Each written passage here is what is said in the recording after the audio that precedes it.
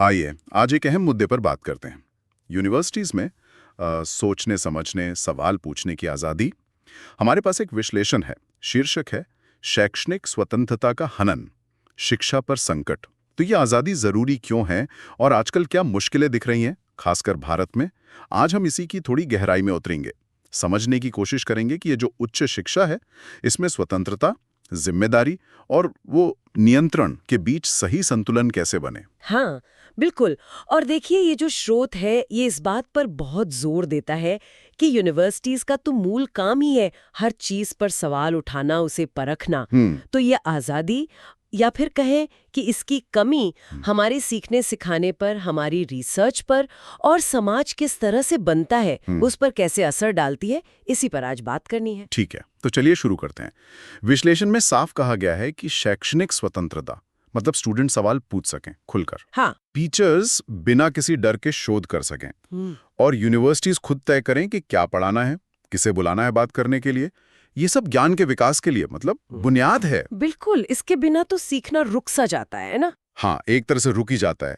नई सोच कहाँ से आएगी अगर हम पुरानी बातों पे सवाल ही ना उठाएं। पर यहीं पर एक दिलचस्प कह सकते हैं विरोधाभास सामने आता है। विश्लेषण कहता है कि ये आज़ादी आदर्श तो है, लेकिन भारत में जो असलियत बताई गई है वो काफी अलग लगती है। अच्छा, कैसे? उसमें जिक्र है कि सिलेबस अक्सर ऊपर से तय होता है, पढ़ाई की सामग्री भी बता दी जाती है कि यही पढ़ाना है। फिर सरकारी फंडिंग पर निर्भरता इतनी है कि रिसर्च में रुकावटें आती हैं। और कैंपस में अगर मौजूदा सरकार मतलब भाजपा की आलोचना वाली कोई बात हो तो उस पर भी रोक लग जाती है। तो एक तरह से सोचने समझने पर पहरा सा लग जाता है। अच्छा, ये तो काफी गंभीर बात है। विश्लेषण में कुछ उदाहरण भी दिए हैं क्या?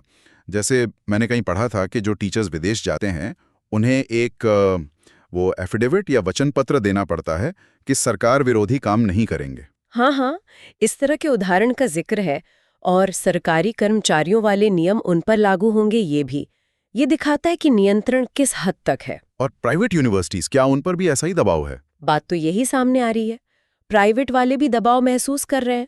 जाहिर है, उनके मालिक या जो ट्रस्टी होते हैं वो सरकार को नाराज करने का जोखिम क्यों लेंगे। और अगर हम इसे बड़े दायरे में देखें तो यूनिवर्सिटी की आज़ादी सिर्फ पढ़ाई लिखाई का मामला नहीं है, इसे एक मजबूत लोकतंत्र से भी जोड़ा गया है। अच्छा, कैसे? देखिए, यूनिवर्सिटीज क्या हैं? नए विचारों की जगह, समाज का आईना, सरकार से सवाल पूछने वाली संस्था। हाँ, ये बात तो है। सरकार को जवाबदेह बनाने में भूमिका होती है। बिल्कुल। तो मतलब ये हुआ कि यूनिवर्सिटी की स्वायत्ता, उसकी आज़ादी जरूरी है, पर उसके साथ जिम्मेदारी भी होनी चाहिए। बिल्कुल। विश्लेषण यही कहता है, आज़ादी हो लेकिन जवाबदेही भी तय हो। पर वो जवाबदेही यूनिवर्सिटी के अपने सिस्टम से आए, रैंकिंग वगैरह से आए, सीधे सरकारी कंट्रोल से नहीं या सबको एक ही लाठी से हाँकने की कोशिश से नहीं। और ये मुद्दा सिर्फ भारत का नहीं है ना? विश्लेषण में शायद और देशों का भी जिक्र है। हाँ, बिल्कुल। इसमें हंगरी, तुर्की का जिक्र है। ट्रंप के समय के अमेरिका की भी बात है। चीन का तरीका थोड़ा अलग बताया गया है कि वहाँ शायद बोलने पर पाबंदी ज्यादा है, लेकिन टॉप यूनिवर्सिटीज में अकादमिक नियुक्तियों पर शायद उतनी सख्ती नहीं। तो सवाल ये है कि सरकारें आखिर ये कंट्रोल चाहती क्यों हैं? क्या वजह लगती है? असहमति का डर? हाँ, विश्लेषण तो यही इशारा करता है। अक्सर आलोचना का डर होता है, मुश्किल सवालों से एक तरह की असहजता होती है, या फिर ये इच्छा कि सब एक ही विचारधारा को माने। लेकिन इसके नतीजे फिर साफ हैं। पढ़ाई का स्तर गिरता है, रिसर्च में मौलिकता कम होती है और अंत में नुकसान तो अर्थव्यवस्था, समाज, राजनीति सबको होता है। तो फिर रास्ता क्या है? मतलब ऐसा माहौल कैसे बने जहां आलोचनात्मक सोच, क्रिटिकल थिंकिंग सच में बढ़ सके? देखिए, विश्लेषण कुछ बातें तो सुझाता है, जैसे नियमों को बेहतर बनाना, यूनिवर्सिटीज को ज्यादा वो स्वायत्तता देना और दखलंदाजी या कंट्रोल के बजाय सिस्टम के जरिए जवाबदेही पक्की करना। जोर इस बात पर है कि सबको एक जैसा बनाने की जो कोशिश है वो असल में सोच, क्रिएटिविटी और ज्ञान की सबसे बड़ी दुश्मन है।